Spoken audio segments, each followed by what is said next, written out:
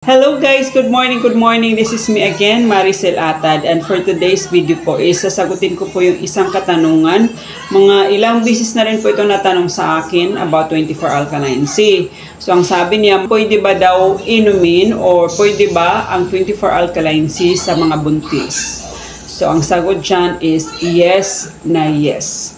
So mula pa noon sinasabi ko na sa inyo na ang 24 alkaline C is safe and pwedeng-pwede maski sa mga bata na 6 months old pataas, yung mga may maintenance, may sakit man or wala, nagpadidi or buntis is, ang 24 alkaline C is good for you. So, pwedeng-pwede po sa inyo.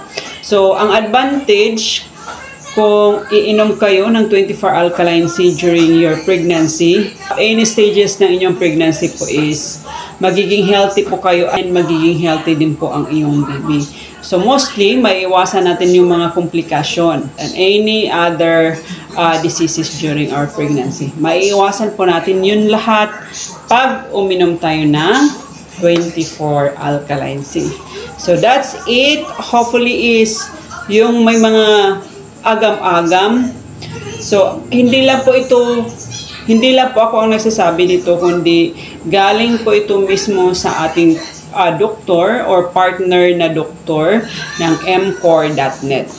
So, that's it guys. Thank you. Bye-bye and God bless everyone.